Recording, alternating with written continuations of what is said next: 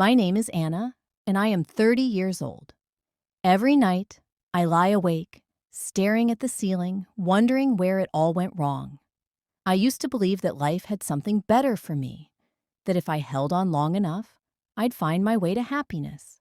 But here I am, trapped in a life I never wanted, suffocated by fear, regret, and the weight of choices I never thought I'd have to make.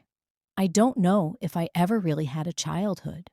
My memories of those early years are hazy, like fragments of a dream I can barely grasp. But I remember my mother. She was soft-spoken, kind, and always smelled like vanilla and lavender. Her presence alone made me feel safe. Even when my father was distant, always working, always tired, my mother was there. She was my whole world. But when I was 10, that world crumbled.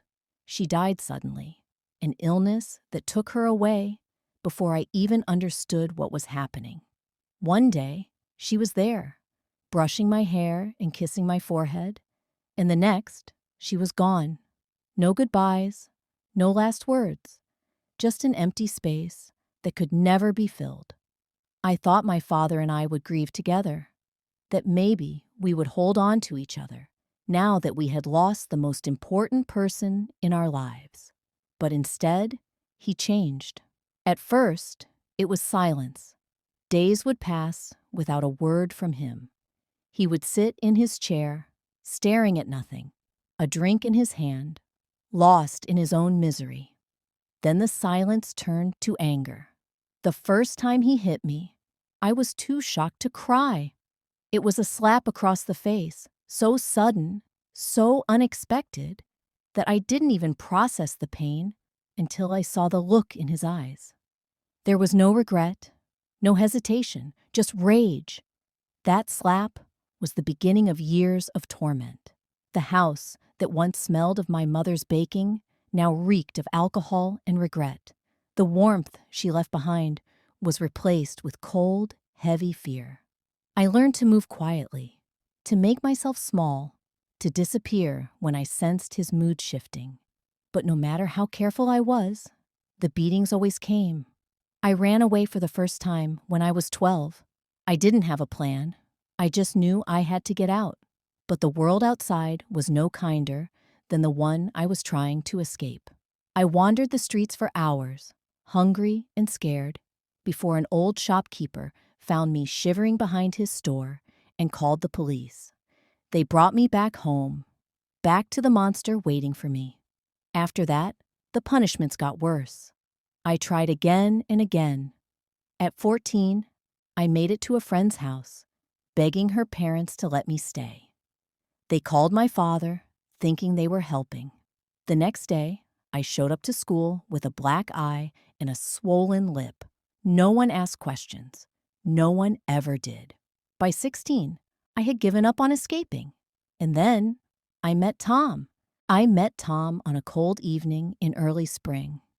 I had been wandering the streets after another fight with my father, too afraid to go home, too tired to keep running. He was leaning against his car outside a convenience store, cigarette in hand, watching me with a curious smirk. "You lost or something?" he asked. I should have kept walking. I should have ignored him. But I was 16, lonely, and desperate for anyone to care. We talked that night for hours. He was older, 19, confident, reckless. He had this way of making me feel like I mattered, like I was someone worth noticing. For the first time in my life, someone looked at me like I wasn't invisible. He asked me where I lived, and I hesitated. I didn't want to go back. When he offered to take me somewhere safe, I didn't think twice. I climbed into his car, leaving behind the only life I had ever known, hoping, praying that this was the beginning of something better. For a while, it was. Tom had a small apartment with barely any furniture, but to me, it felt like a palace. No yelling, no fists flying, no waking up in fear. He brought me food, made me laugh, told me I was beautiful. I had never been told that before. I soaked up his words like a starving child. desperate for love in any form. I ignored the warning signs. The first time he got angry, it was over something small. I had forgotten to lock the door when I went out, and when I came back, he was furious. His voice was sharp, his face twisted in frustration. But he didn't hit me. Not yet. "I'm just looking out for you," he said, pulling me into his arms afterward. "I don't want anything bad to happen to you." I believed him. Then came the jealousy. If I talked to another guy, even the cashier at the grocery store, he would sulk for hours, throwing accusations my way. "Do you like him or something? You want to leave me for him?" I would apologize, though I wasn't sure what for. Then, one night, it happened. We were arguing about something. I don't even remember what. He was yelling, I was crying, and before I could react, his hand struck my cheek. The force knocked me back, my vision blurred, my heart pounding in shock. I expected him to scream at me again, to tell me it was my fault. But instead, he broke down. "I'm so sorry, baby," he whispered, his voice shaking. "I didn't mean to. I swear, I'll never do it again." I wanted to believe him. I needed to believe him. And for a little while, things were good again. He was sweet, attentive, showered me with gifts. But the next time came sooner than I expected. Then another, and another. By the time I realized I was trapped, it was too late.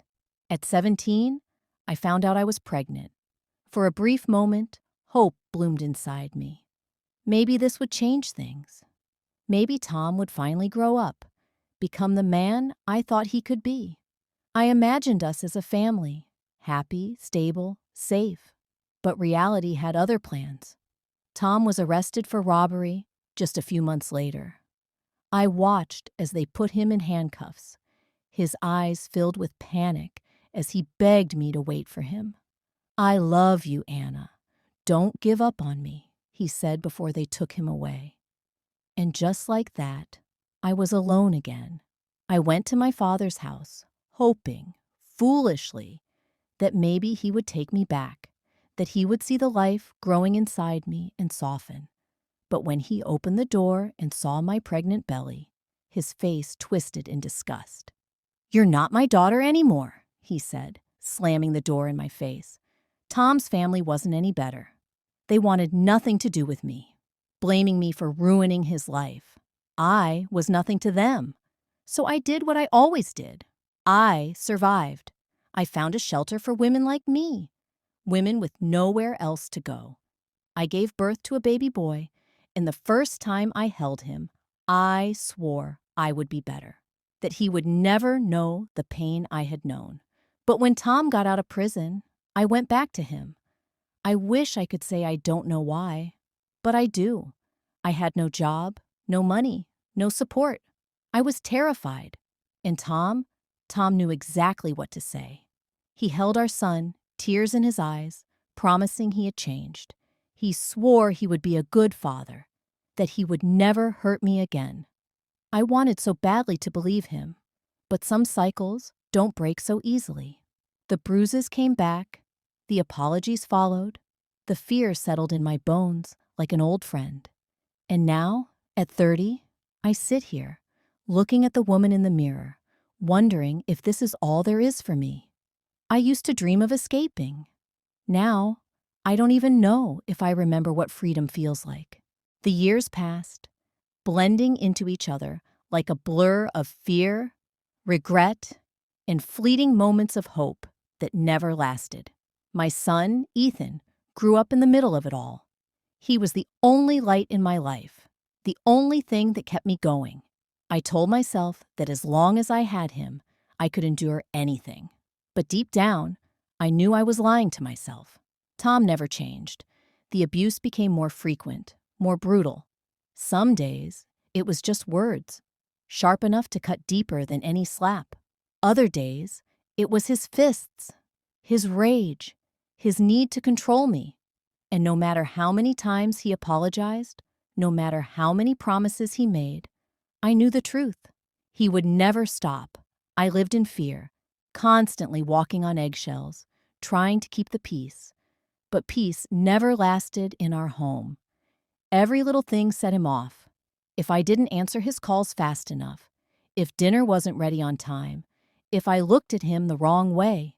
And Ethan, he saw everything. At first, I thought I was protecting him.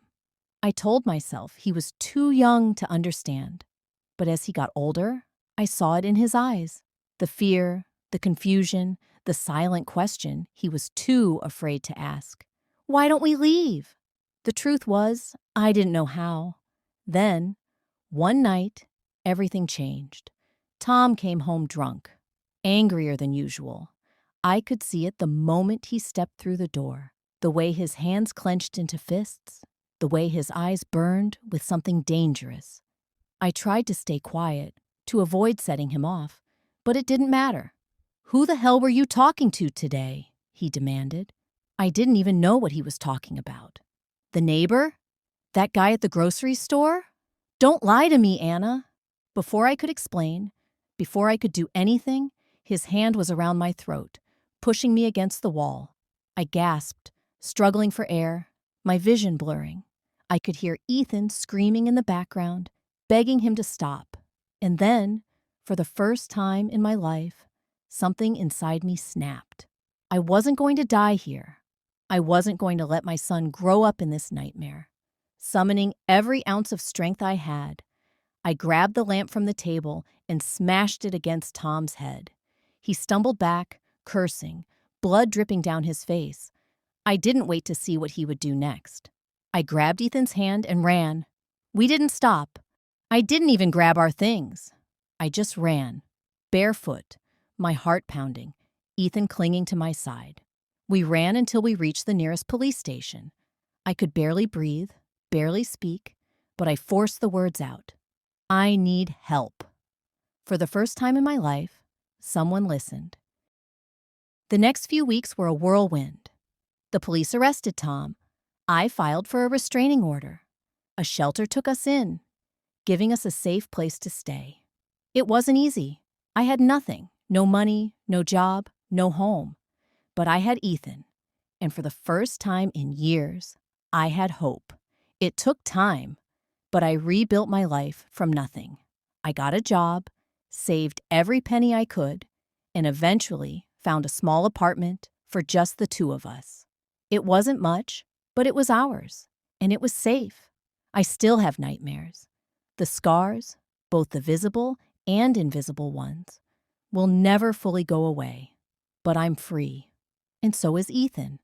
I used to think I was trapped, that I had no way out, but I was wrong. There is always a way out, and I finally took it. If you enjoyed this story, don't forget to like, comment, and subscribe for more.